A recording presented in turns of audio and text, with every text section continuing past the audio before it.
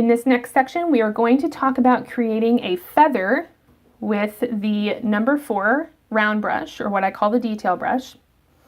So feathers can be kind of tricky because they're super, super fragile items. And when we go to paint them, sometimes they can end up looking really kind of heavy because paint in general is just kind of heavier compared to a feather, right? A feather's super fine, super thin. So whenever I teach a feather, I teach it kind of in the same way. And everybody ends up with a different type of feather. But I'll just go over how I normally teach it here, and then you can practice at home until you're ready to paint your own feathers. So the first thing we're going to do is have our cleaned out number 4 brush. And we're first going to need to draw the middle of the feather. That kind of depends on what type of feather you're going to do. So I'll just paint the entire feather here. I'll start at the base and pull up. And I think I'm just going to use black because that's going to be a lot easier for you to see. We are also going to need to water down our paint to do a feather because feathers are super fine. Whenever you're doing fine work, fine detail work, you have to water down your paint. So what I'm going to do is take this small brush, I'm going to dip into the water glass, and I'm going to add a couple scoops of water, just brushfuls of water to the edge of my black paint, or whatever color you're going to use. And I'm going to mix it up. We're looking for a thin creamer consistency. Just want to, not a watercolor, but just a thin acrylic that will last in our brush and will allow us to make a lot of tiny lines. We're also going to do, before we go forward with the feather, I'm going to have you do a little pressure experiment because pressure is super, super important. So anywhere in your practice area, you're going to take your brush with your watered down paint. You're going to try to paint the skinniest, tiniest, thinnest line you possibly can. Just barely touching the canvas. Just try to paint a super, super thin line. And then right next to that, I want you to press all the way down and pull down in a stroke. You can see it's the same paint. It's the same brush, but it's all about pressure. And this is going to be really, really important when we're talking about feathers. So you have to pay attention to your pressure. Okay. So what you'll do after you do your experiment is go ahead and take your brush and wipe it out on your napkin. Get most of the paint out of it, if not, well, really as much as you can with your napkin. Because what we want is we want to start with a nice chiseled brush. And when we go to get our paint from our tray or from our plate, we don't want to get too much to start with. So I've squeezed out my brush and I got paint from my tray. You can see I've just got it, about halfway down the bristles. I'm going to start at the base of the feather and I'm going to give some curve to my feather. You can paint a straight feather, but I feel like having a little bit of curve to them helps them just have a little bit of flavor on the paintings. So I usually have a little curve. I'm going to start at the base and move to the tip. So starting at the thicker part and moving up, I'm just going to press down. I'm kind of at a 45-degree angle for this one. Pressing down and then moving up, having a curve to it. I'm lightly coming up and off the canvas till I'm basically not even touching the canvas anymore. And I come to a super thin point. So all that is pressure. Everybody's is going to look different. But your main goal is that this part starts out thick, that part is thin. Anywhere in here, honestly, this probably could have been thicker through the middle here, and that's fine. You just want thick to thin. Okay.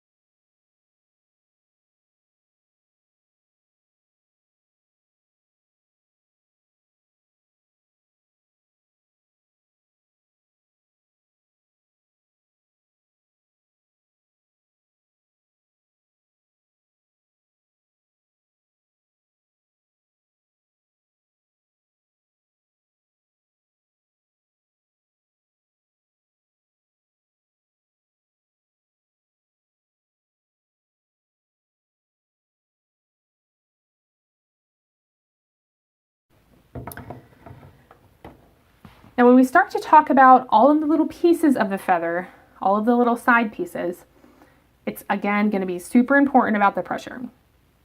So what you're doing is you're going to get, again, a little bit of paint on the end of your brush, and you're going to leave, if you're doing the whole feather shape, you're going to leave about 2 inches, maybe an inch or 2, kind of depends.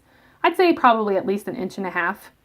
And you're going to start here at the base, and you're going to start with very light pressure. Usually when you see a feather, it's got some kind of like fluffy squiggly parts down at the very base where the feather, where the softness starts to come out. You don't necessarily have to do that, but I like to kind of have a little fun part down here because of that, and when you see it in nature. So about 1.5 inches up, I'm going to start in the base, and with just super, super light pressure, and I can see, here's my line. That's too thick. So what I'm going to do here is I'm going to squeeze out my brush because I think I still started with too much paint. So it's very easy to do to start with too much paint. I'm going to see if I can save this.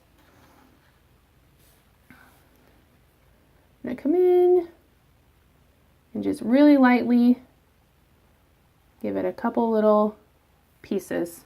I think that's totally fine actually, so I'm just going to leave that. I'm going to come to the other side. Now what I'll say is when you paint on the right and left hand side of this line, it's probably going to feel different on both sides because you're starting from the center and moving to the right, and then you're starting from the center and moving to the left. So if for me, starting from the center and moving to the left is a lot more uncomfortable.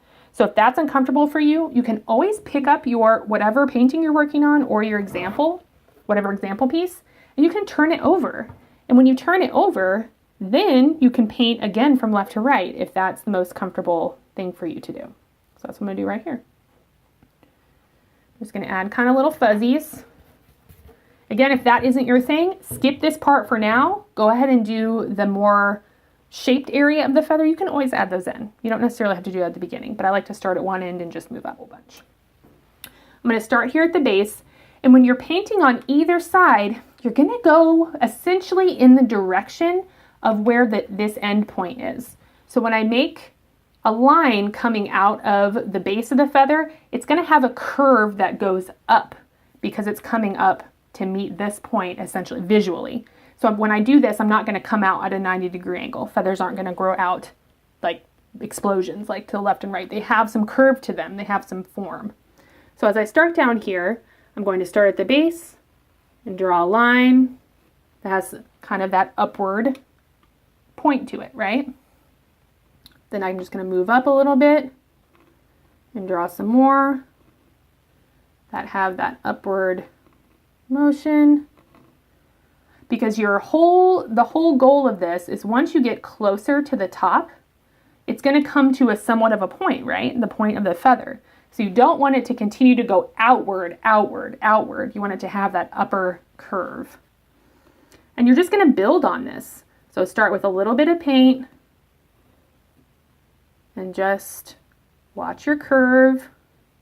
You can let it get kind of fuzzy, let it kind of dry brush, let your brush run out of paint a little bit. That's totally cool. It's a feather, you can do that.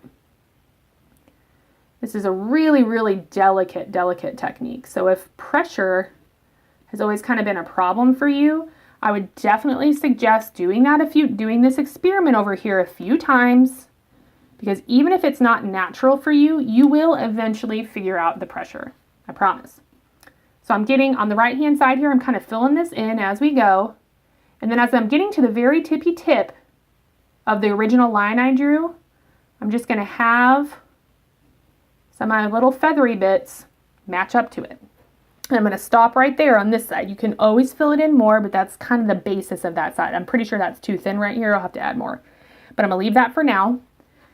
And then for me, because it is so uncomfortable to go from right to left, I'm going to turn this over. And I'm going to do the same thing I did over here, but essentially upside down. So I'm going to start at the base. Now the difference, so this outside curve, when you're curving it around, you're matching the curve. It's curving up, or right now down, but in the same direction as the point. When you're doing the inner curve, it's going to be a little bit different because you can't really do that. You got to have it come out a little bit because the curve is convex.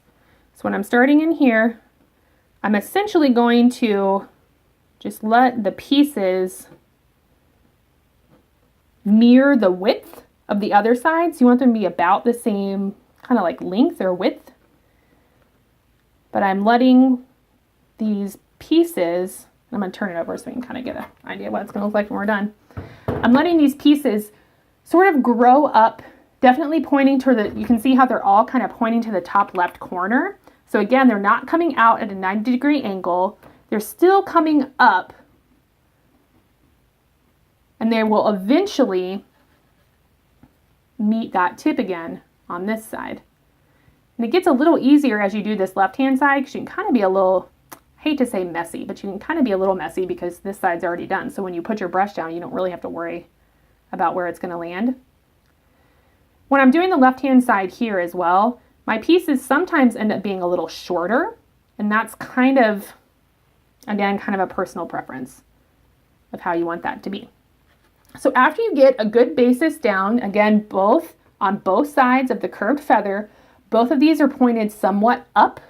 This one you can kind of see is pointed towards the top right-hand corner, all these little lines, and then as it gets to the top, it's pointing towards the tip. And then over here, it's pointed towards the left-hand corner, and then as it gets to the top, they come together and sort of come to that point again. But whenever you've got a good base like this, and your base could be a lot thinner than this, just a few pieces here and there, just go back in with your same brush and your same color if you're, doing a white feather or whatever you're doing, and you can just fill it in. Again, you can let it get, you can see here, my brush strokes are nice and scrapey, nice and dry brush. You can totally use that to your advantage. Just definitely always start next to the middle part of the feather and move out to the tip. Do not start at the tip of these pieces and move in, because they will be blunt and flat, and that's not what you want. Start at the tip and move out. And again, if you want to add these kind of little fuzzy, fun, kind of squirrely pieces down here, about 1.5 inches from the base, you can add those as well. It's a good, nice little touch.